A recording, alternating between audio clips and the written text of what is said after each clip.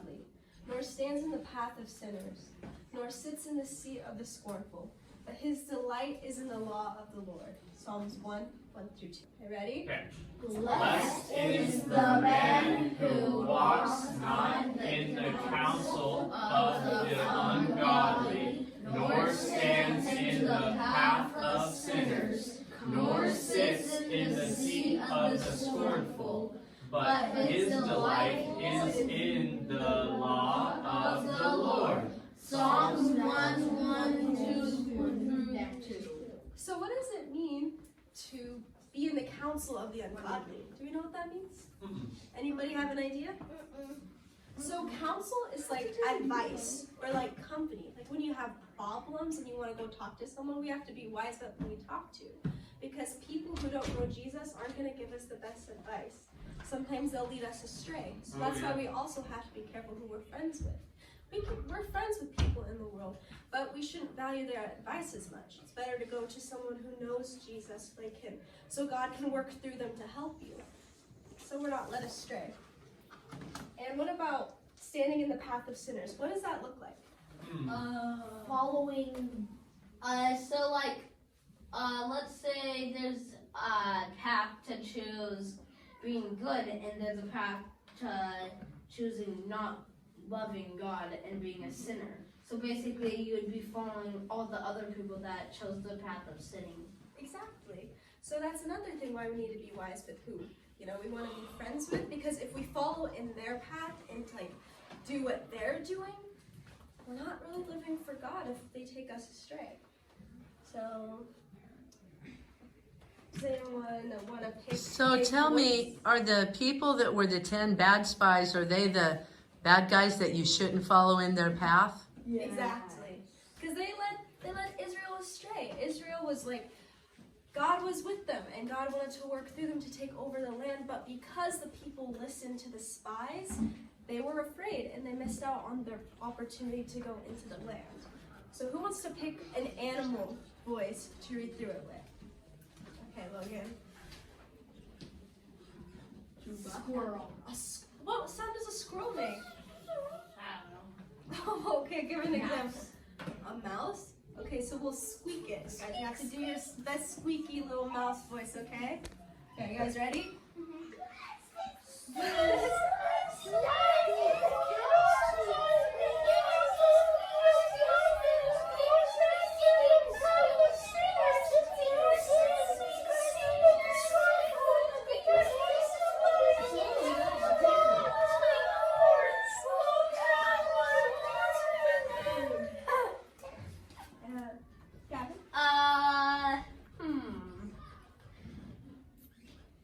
An orangutan. What is No. an orangutan? A cat. Okay, so we're gonna do your best Meow cat. through it. Yeah, your best cat meow. Wait, no, Groot. No, we got cat. No Groots. Okay, ready? Right. Ready, guys?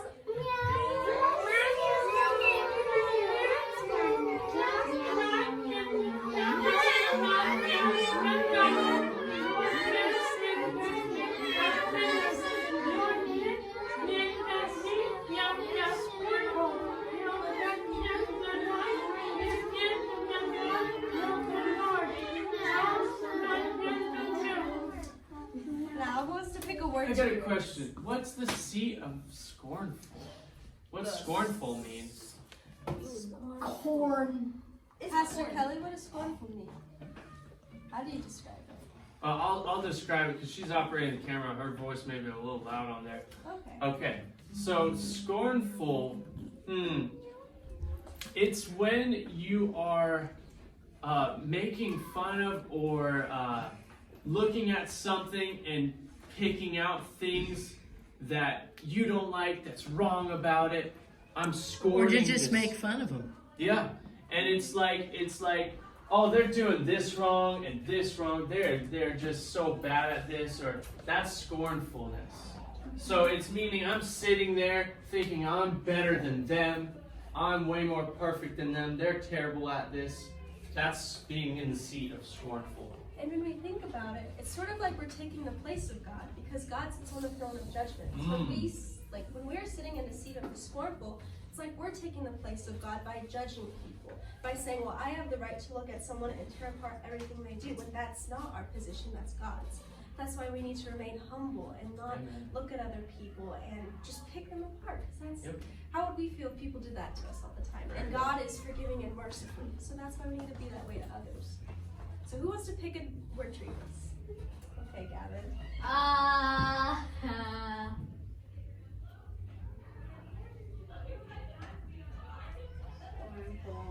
Okay. Because that's judging other people. Exactly. Now, one more question before you go on with this, because it says blessed, and we all want to be blessed, right? So, what do we have to do to be blessed? It says, but his delight is in what? His delight in this, the law of the Lord. Okay.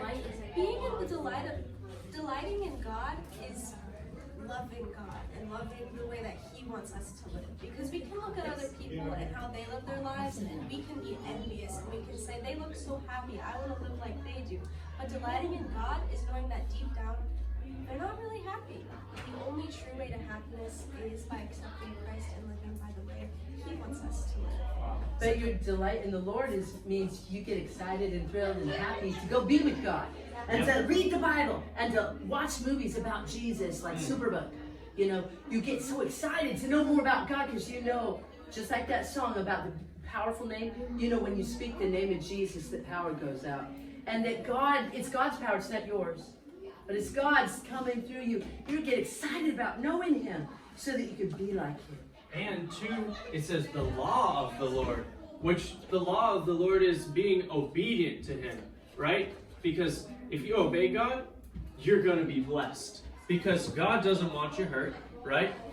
And if you obey what God says to do, you're going to end up the most successful you could ever be in life. You're going to be the most healed you could ever be in life. The best life ever God has planned for you, but you got to obey Him, and that's delighting in the law of the Lord.